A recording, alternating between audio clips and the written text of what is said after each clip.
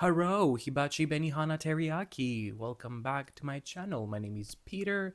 This is Literary Fiction, the place where we did not have the brains for literary fiction. Welcome back to another week, another video. I hope you are doing so very well. I am good. I'm okay. Nothing a quick scroll in LinkedIn can't fix. Today I am very excited about this video because I will be talking about my most anticipated release of this year. It's already out, so I have nothing to expect in life in general.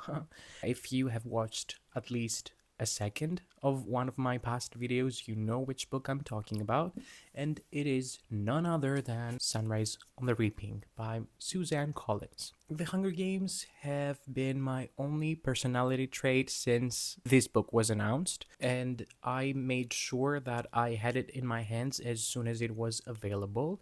I pre-ordered the book, and because I was unable to pick it up, I bought the ebook as well so I can read it as soon as possible. I read it within the first 24 hours after it was released and then immediately reread it because I loved it that much. It goes without saying that I gave it a 5 out of 5 stars. I could give it 100 out of 5 if I could, but Goodreads doesn't even have zero point 0.5 or 0.25 because hello? The Hunger Games has been in my life for over a decade now, and somehow this book managed to surpass the first trilogy in my ranking. It was everything I didn't know I needed and more. I remember when I was younger and The Mockingjay was coming out, I was so excited to watch that movie. I even made a t-shirt with the Mockingjay symbol in the front, and I reread Mockingjay on the bus to the town that I went to see the movie in.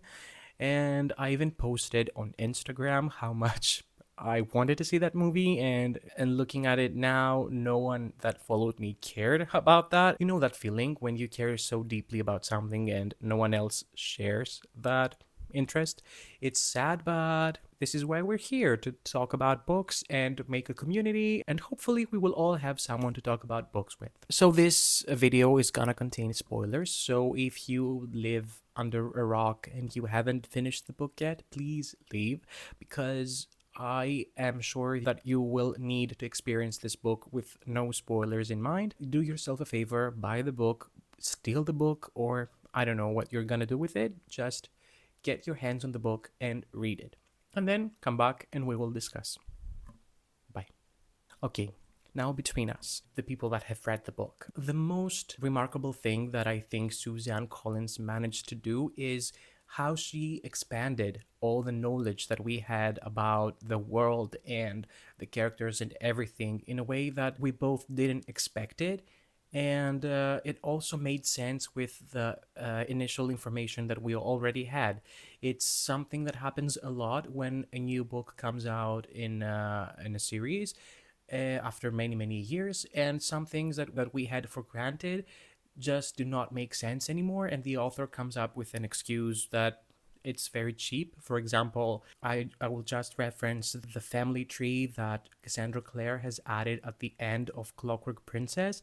And when we read the last hours, we thought we knew what would happen. And then Cassandra was just, oh, don't believe everything that you see on the family tree. Just because she did not plan it out. And Grace and Christopher were supposed to be a couple based on the family tree. And then she just killed off Christopher. How would the person that made the family tree not know that this person that they matched with Grace was actually deceased? Anyway, I'm getting off topic here. But yeah, she did a very good job at adding all the new information that we had in a way that felt fresh and interesting. Because let's face it, we knew what was going to happen, but by the end of the book, we had the information from Catching Fire and we knew the outcome of Hamish's games. And given that there was no mention of either Lenora Dove or Hamish's family in the trilogy, we knew that they would not survive the book. But it still felt so good reading it, and I will take it point by point, but this is my general thought about how Suzanne Collins managed to write that book. To begin with, we have Hamish, who lives with his mother and younger brother. He helps Hattie making liquor for the peacekeepers, I think.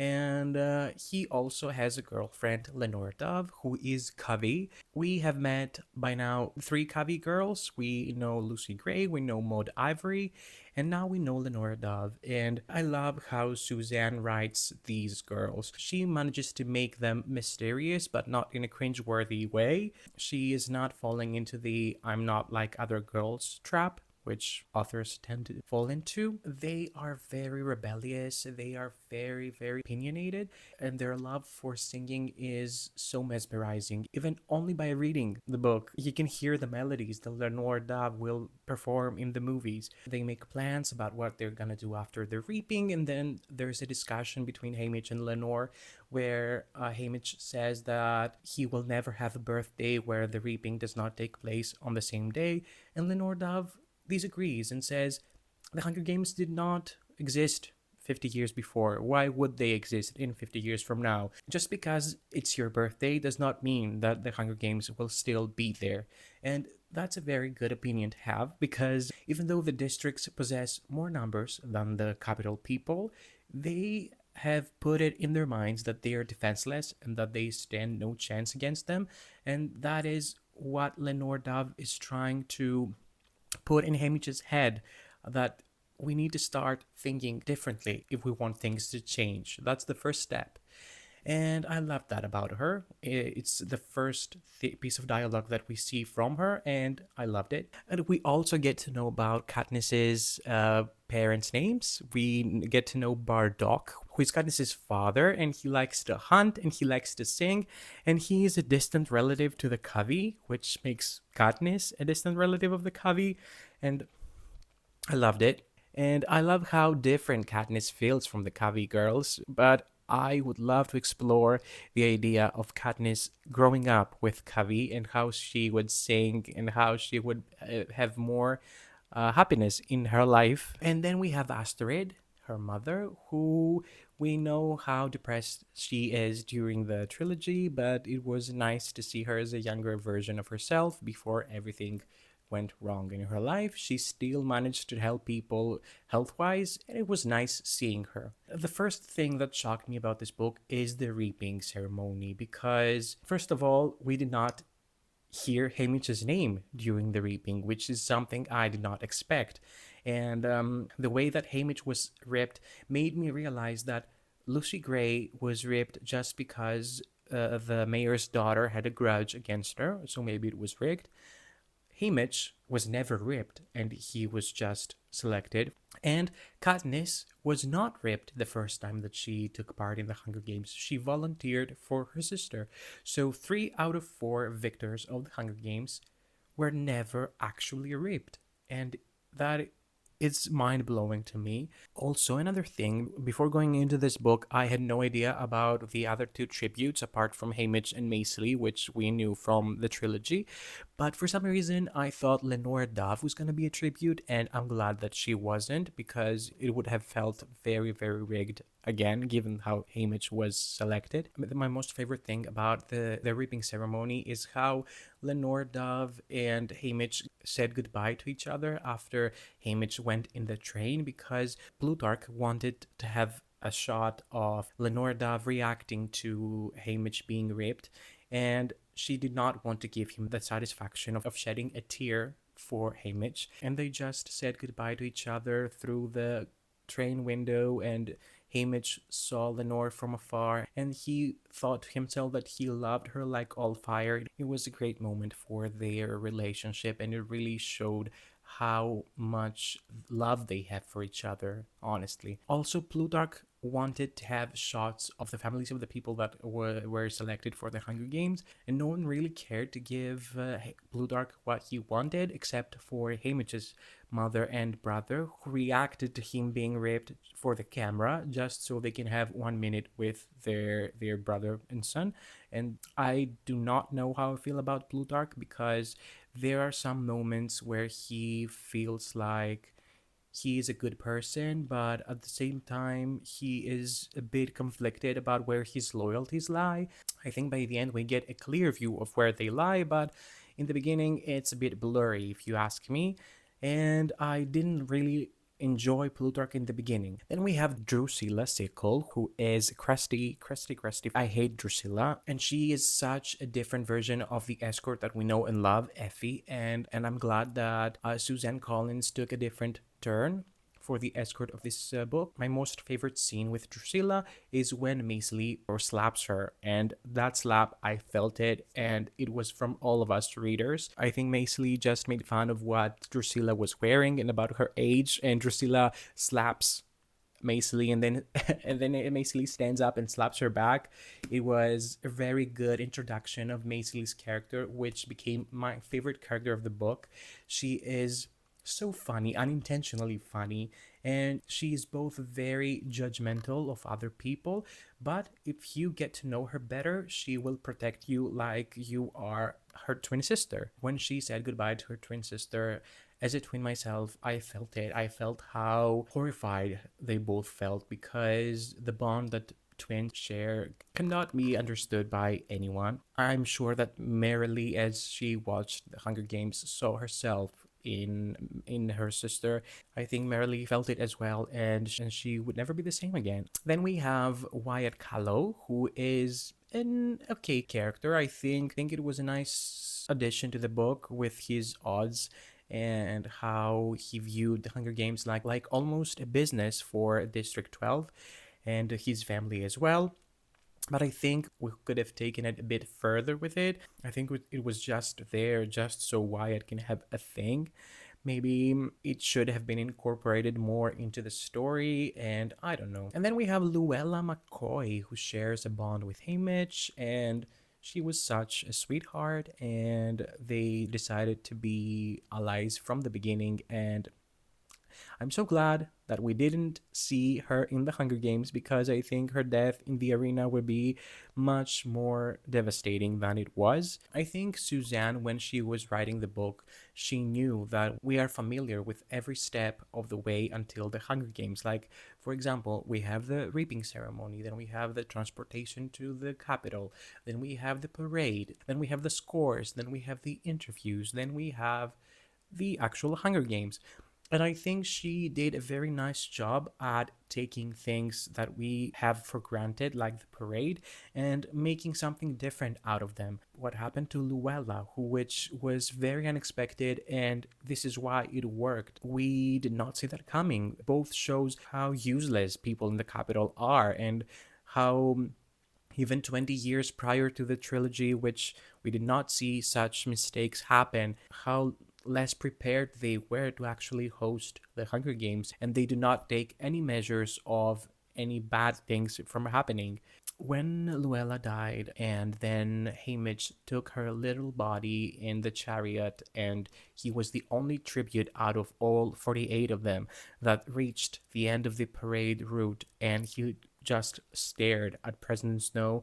That was such a powerful scene where Haymitch just says that we are here, we stand our ground, and we will fight until the end. I think that was the moment that the people that were preparing for an uprising realized that Haymitch was the key to everything, to begin the sabotaging of the games as they planned before. I'm sure they had tried in the past and failed. At this point, I want to add that young Haymitch as a character was very, very flawed, like he is in the future, of course.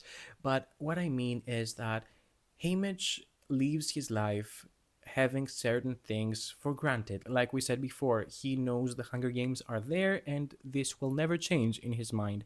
Or he was worried about his brother getting ripped from the Hunger Games in the future, and he just did nothing about it. Even when he joins the uprising and he's asked to sabotage the games, he only does things that he's told to do. The only things that he does on his own are when something triggers him, like Luella's death, for example, or later when he is the victor and he decides that he no longer cares about what happens because he has blood on his hands, and he's tired of everything that has happened, and he can't live with himself, and he tries to make an explosion happen at the end and kill himself by doing it. And this reminds me of Katniss, how Katniss, during the propose, she was never good at doing something that was scripted, and she only created a nice and impactful propo only when she was triggered by something like the District 8 hospital explosion, or when she saw District 12 after it was exploded. This is something that the two characters share. One of the biggest questions that I had going in, was who was the mentor for these kids, because District 12 by the 50th Hunger Games did not have a living winner, and they said in the beginning that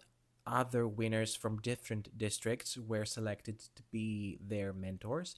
And as soon as I read that, I started thinking of other victors and which ones would be their mentors. And I was very certain that Mags was gonna be one of them, and she was. And for some reason, my brain wanted Wirus to be the other one, because Wirus is so underrated during Catching Fire. And I wanted to see how Wirus was in a less mental breakdowny place. Wirus, we learned more about how she won the games and the mirrors, and how she even understood the arena better than the game makers themselves. And Wirus is a genius, and people should not underestimate Wirus. I loved reading about Mags and Wirus. They were such good mentors, even though they trained kids from other districts than their own. They showed such love and affection, and they cared for these children because they had gone through the same things some years prior to that. Then something crazy happened. I'm not sure how they were evaluated and how the scores were provided to them, because I remember in the trilogy, Katniss and Peeta had to perform a skill that they have in front of the game makers. Haymitch did no such thing. He just walked in and played his case and said why he is willing to win and why he thinks that he will win. And then he ended up with a score of 1, which is such a Haymitch thing to do, because who else would achieve 1? That is so Haymitch coded. Let me know down in the comments if there's something that I missed about the evaluation process. Maybe the entire training was gonna be evaluated and not a specific skill that they showcased. Another good thing that happened in this book is how the non-career tributes stuck together and created an alliance. And basically, the newcomers and the careers were two different groups, and it is the first time that something like this is mentioned for Hunger Games. Also, Macy Lee, how she cared for all the other tributes and helped them with her tokens, especially that little girl from District 9 where the career tribute broke her token. And Macy Lee helped her glue it back together, which was such a wholesome scene. Macy Lee, when she wants to be good, she will be the best. That's the phrase that describes Macy Lee the best. Then we have Ampert. I'm not sure. Ampert. We meet Ampert, and he mentions his father being there with him, and Haymitch laughs until he sees Beetee. And he talks to Beetee, and Beetee says that he was caught doing something against the Capitol, something with the communications, and as a punishment, his son was raped for the Hunger Games. Like that, I think that is the worst thing that President Snow has done, and he has done a lot of shit. Having your kid being trained by you to go to his death, because even Beetee knows that in front of 47 other tributes, Ampert doesn't stand a chance. And it broke my heart to follow Ampert's journey, because he was so nice to everyone, and he wanted to help everyone, and he wanted the newcomers to stick together. He was the one that thought of that idea, and he stuck with it until the end. He risked everything to sabotage that arena, and I literally mean everything. I forgot to mention Haymitch's prep team, Prosperina and Vetus, which, even though they were funny and they were nice, They were so annoying when, especially when they were prepping Haymitch, and Vetus, I think, said something about Haymitch's claws, not nails, claws. And it really showcased how brainwashed the capital people are at that point, because I don't think that on the 75th and 4th Hunger Games the district people were viewed as animals. It wasn't mentioned, at least.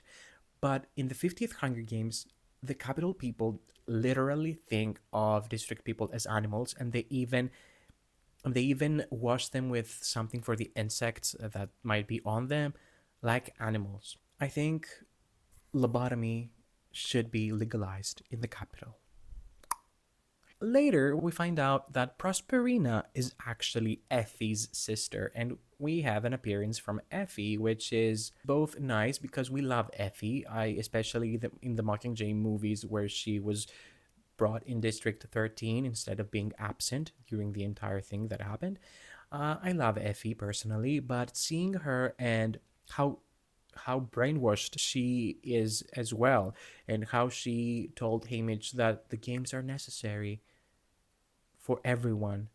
No, Effie, no, they're not. And even though her cameo was very well received, I would have loved for her to be more sympathetic towards the tributes, because it seems like she did not understand what was actually going on. She treated everything like just a reality show, like the rest of the capital people. Then we have Magno, I don't remember his last name, who is the stylist of the District 12 people, and he is absent during all important things.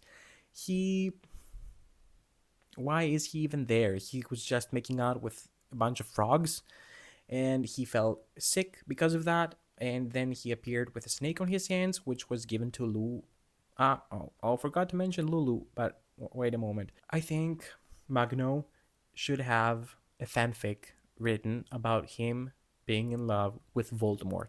I would read that. If someone's writing fanfiction, please, please, please write a fanfiction about Magno wanting to make out with Voldemort. Another thing that happened that blew my mind is that they replaced Luella. They did not show Luella dying in the parade. They just replaced her with a girl that looked exactly like her, which we call Lulu for the rest of the book. She has a machine, something attached to her skin, and it releases some drugs. And she also has an earpiece where people in the capital can hear what she's hearing, and they also can talk to her and say that whatever they want her to say. And when she meets Haymitch, she's like, "Hey, hello, my name is Luella. I'm from District 12." And she keeps repeating it, and it reminds me of that episode in Pretty Little Liars in the dollhouse, where there's a voice that says, "Hello, welcome, willkommen, buenas noches." I don't know. It just says welcome in different languages, and it is so funny. And every time she says, "Hello, my name is Luella. I'm from District 12," I kept hearing that voice in the dollhouse. Anyway, also we see the house of the Heavensbys, and maybe it's the only house that has books, because I'm not sure anyone else in the capital can read. And it goes to show that books are very important, because Plutarch might be the only logical person in the capital at that moment. Then we have the interviews, which is only a small part of the book because there are so many tributes. The first thing that I really enjoyed is how Caesar Flickerman made fun of the careers and how stupid they are, and they're just beefy and nothing else. The career from District 1, I think Panache, I will call him Panache. I don't know if that is how it's pronounced, but Panache seems very fun. Panache talks about how big he is and how beefy he is, and Caesar makes a comment about his brain being small, and everyone laughed. I loved that segment. And then the newcomers all talked about each other and how their alliance is very strong and how they can take down the careers because they win every year and it is not fair. And then we reach Lulu, who has a snake on her body, who she stole from Magno. And she is triggered by something and she just starts yelling, "You murder us! You murder us!" And I think in the movie this is gonna be very funny. I'm not sure if it's gonna be creepy, but it will be very funny. It can be very funny, but I'm not sure it will be, actually.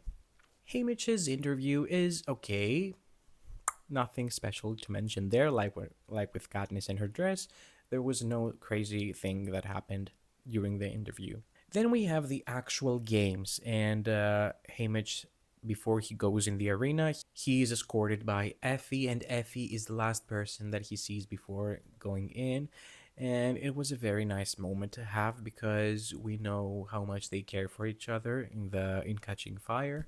And then he enters the arena and we see it. Even though we had some details about the arena, it was described very detailed. And as a person that cannot normally and see things in my mind while reading, I could see that arena in front of me very vividly. It was very nice work from Suzanne. She put a lot of emphasis on how beautiful the arena was, but yet it was very deadly. I will not be very specific about the entire games.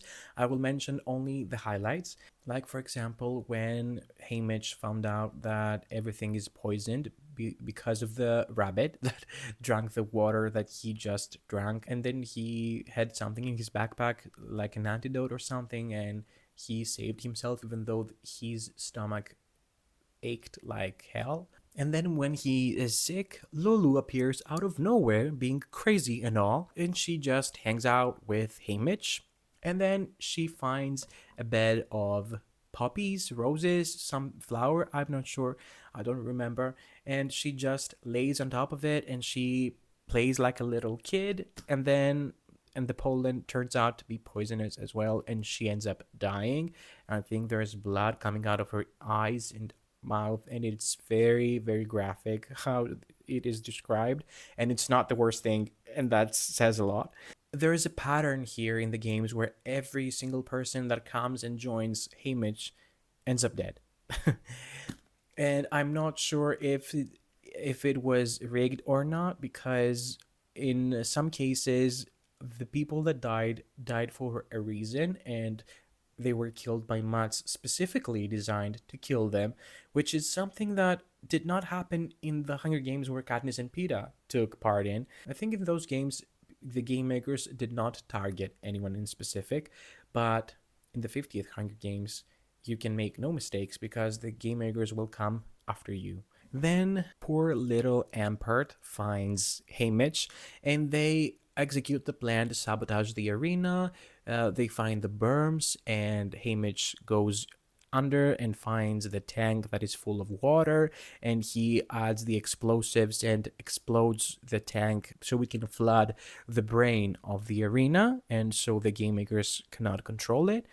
And when Haymitch comes back to the surface, he finds Ampert being eaten alive by mutts. And that scene, I think that scene is actually the worst death in all the Hunger Games that we know of. Haymitch tries to take the mutts, I think they're like squirrels or something. He tries to get the mutts off Ampert while they're eating him alive. And oh my god, he's just a little kid. He's 12, and his father is probably watching as his son is dying. And the mutts, when Haymitch pushes them off, they just come right back on Ampert, and they only leave when there's nothing but bones left from Ampert. And that scene is very graphic, and it was very difficult to reread because I knew what was coming. Ampert was such a sweet kid, and he did not deserve that. R.I.P. Ampert, you wouldn't love Alvin and the Chipmunks. Then, just when Haymitch thinks that, yes, Ampert might have died, but at least we sabotaged the games and we might get out of here alive. And then the volcano goes off and the entire arena is covered with smoke, and the lava kills a bunch of tributes, and Haymitch thinks that he's the victor already because he thinks just that the volcano has killed everyone, but it didn't. Then he encounters the careers and he kills two of them. But when Panache, my favorite person in the world, Panache, when he tries to kill Haymitch, there's a dart that lands on his neck and he ends up dying. R.I.P. Panache, maybe try Love Island next time. And it turns out to be Maisily, who is the most intelligent woman in the arena because she's the only one that took advantage of what the arena provided. She extracted the poison from different sources and she dipped some darts in the poison and she used them as deadly weapons. She is a mastermind, and they agree to be allies and move on together. And we get to know more about Maisily and how sweet she actually is, even though she is a lady, because even in the arena, she eats like a lady, she sits like a lady, she does everything like a lady. But yet, you do not judge her for it. She is amazing. They even have some heartfelt moments where she says that she will be his sister, and they get very, very close. And you know what's coming because it is actually the only. This and Silka's death are the only ones that are described in Catching Fire. For her death, though, she manages, along with Marite from District 4, they manage to kill 3 game makers because they see them just cleaning up the place somewhere in a berm or something, and they follow them and kill all 3 of them. And this is why the capital sent the Mutts later to kill her. And as I've said before, I'm not a very emotional person. I do not cry with books and movies because I have sold my soul to the devil to get my book published. But I was very, very close to. I think I even teared up a little when that final bird just struck on Maisely's neck and killed her. And how her death was described by Suzanne, where she says that even though she was in so much pain, Maisely did not even flinch. She just accepted her fate. She did not give the capital the satisfaction that they had managed to kill her. She was a lady all throughout the games, even during her last moment. Even though I expected her death, it was really painful to read because at the little time we had with her, we got to know her very, very well. She was such a well-developed character. And then it came down to Haymitch, Silka from District 1, and Welly, one of the doves from District 6. And Haymitch immediately goes to find Welly, and when he finds her, she's just in a bad state. She hasn't eaten probably in days. She needs water. She can't even talk. And she's on a tree branch, and Haymitch helps her. He sits next to her. And even though we did not get to meet Welly that well, they talk about how Welly would be a very good victor, maybe better than Haymitch himself, because she represents the newcomers very well, and Haymitch promises to himself that he will kill Silka and then kill himself so Welly can win. Then there's this moment where they get sent a chocolate, and Haymitch hears someone crying and he thinks it's Welly, but Welly is asleep. And then he figures out that Silka is actually underneath the tree branch that they are sitting on, and she is crying. And what Haymitch does is he gives her a piece of the chocolate that they were provided from the capital, and she eats it, and they get a moment of ceasefire, which just gives another layer to these Hunger Games because it goes to show that the careers themselves maybe do not actually want to be part of the Hunger Games. They are just brainwashed to think that this is the only thing that can help them have a future in the capital or in their districts. Then Haymitch leaves Welly just for a moment, and a few minutes later, Silka comes holding Welly's head. And just thinking of how Welly was weak and frail moments before, it is very devastating to read that her head was chopped off of her little body because she's described as this small girl, and that again was very painful. And then there's a fight between Silka and Haymitch. They both get seriously injured. Silka's eye comes out of the socket, and Haymitch's gut gets cut, and he goes at the edge of the cliff where he had figured out the whole thing with force field underneath. Silka throws her axe, and then when it returns, it comes right on her head and it kills her. And this is how Haymitch wins the games, and even though he won, he is still trying to make a last explosion happen, but he doesn't achieve anything by doing it. Instead, he wakes up and he has been treated, all his wounds have been treated, and he's isolated in the building that all the tributes were living in while they were in training. And then President Snow makes a spectacle out of the victor. He just puts him on a cage during a party or something, and capital people just and walk in front of him and they feed him like he's some kind of animal again, which shows that even if you win the Hunger Games and the Quarter Quell, you are nothing to the capital. Footage of the Hunger Games is being revealed, and so many things that actually happened were not shown, or they're shown in a different time, which changes the meaning of them and the context. And we realize that everything we know about previous Hunger Games are so much different in reality. And it makes me wonder, did Annie Cresta really win the way that the Capitol says she won? Maybe there was another attempt at sabotaging the arena, and it ended up giving the win to Annie? Or have there been any other attempts at sabotaging the game that we do not know of? Because this is something that was not talked about in the 74th Hunger Games. We did not read about Katniss reacting to the footage of the Hunger Games that she won. And it is very interesting to see that in that book. I think this is what made me love this book even more, because it showed how much work the Capitol puts behind the cameras so they can ensure that the Hunger Games will keep happening every year. And they show the victor that they are the ones that have the power in their hands, and they can showcase the victor in any way they can, and that they will never be free of the capital. And then we see Haymitch go back to District 12, and then as soon as he gets there, he finds his house being burned, and his mother and brother are burning alive inside. I think Haymitch would much rather have died in the arena than face the death of his mother and little brother. He goes to the funeral, and Bardock, his best friend, sings the old There Before, Lucy Gray's song, and it's a beautiful scene again. And then he meets Lenore Dove, and Lenore Dove is holding the gumdrops that and he gave his brother to pass on to Lenore, and Haymitch takes a gumdrop and feeds Lenore Dove.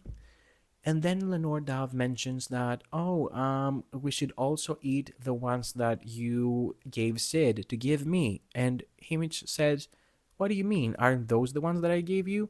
And she says, no, I just found these, or I got it from the donor's sweet shop or something.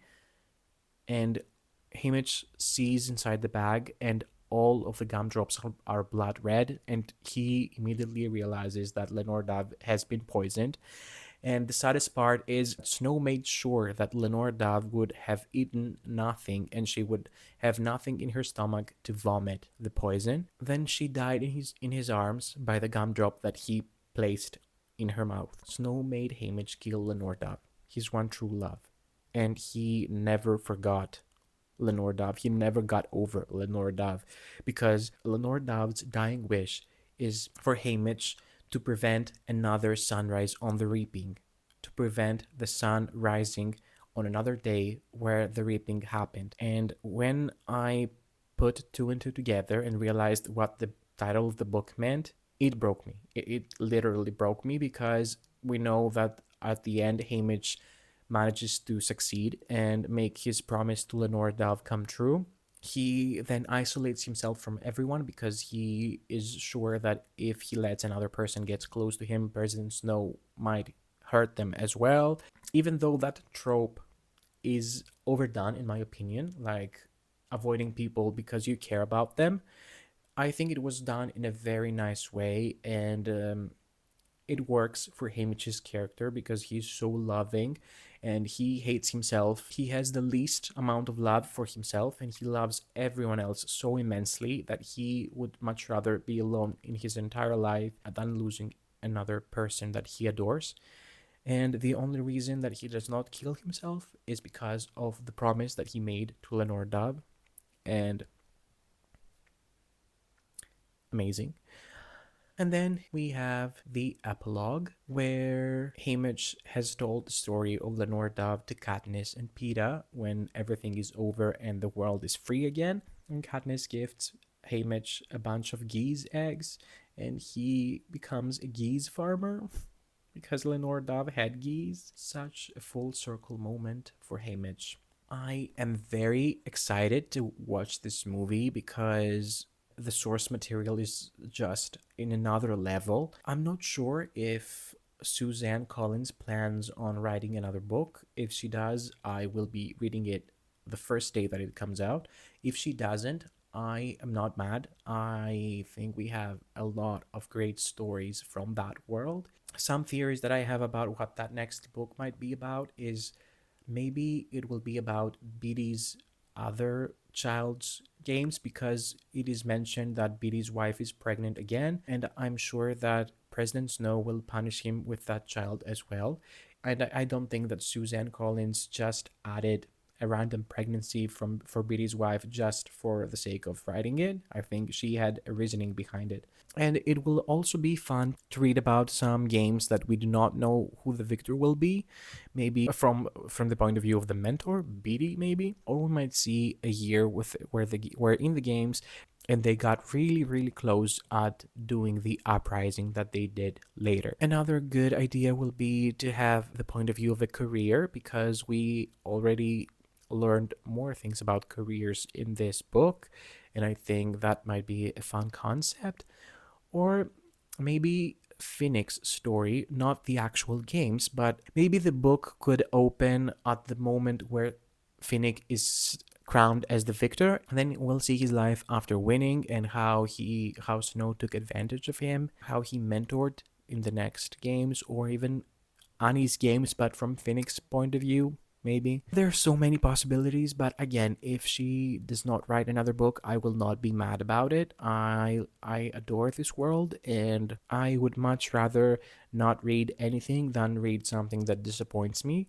So, Suzanne Collins, you know better than anyone else when to write a book and if you want to write a book, another one. Yes, so these are some of my thoughts. I'm sure I didn't talk about everything that I wanted to talk about, and when I edit the video, some things are gonna come up and I will be mad at myself for not mentioning them, because this book opened so many conversations about everything. Again, I think you should read the book if you haven't, and even if you watched the video without reading the book, please go read it. It's amazing, and it's not very long either. If you have reached this part of the video, as always, thank you so much for watching. Thank you for supporting me. If you like this video, please give me a thumbs up. Please subscribe to my channel so you can get notified about when I post new videos. And I will see you next week with another video. And now, there's only one last thing to say. Tempura, sushi, sashimi.